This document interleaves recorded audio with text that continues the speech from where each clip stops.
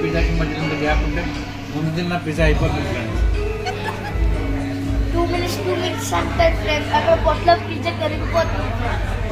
ఏం చేయాలి? అసలే మన పొట్లో యాసిడ్ ఉంటుంది, దానివల్ల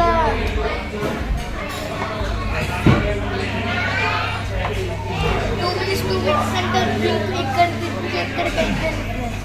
మా మమ్మీ కూడా దీంతో ఇలా పెట్టంటారు ఫ్రెండ్స్. ఏం చేయాలి?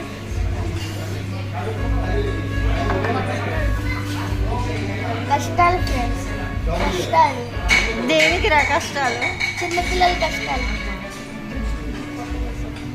బుజ్జి బుజ్జి పొట్ట కోసం. ఒరే నీది బుజ్జి పొట్ట కాదురా, పుచ్చకాయ కన్నా పెద్దగా ఉంది నీ పొట్ట.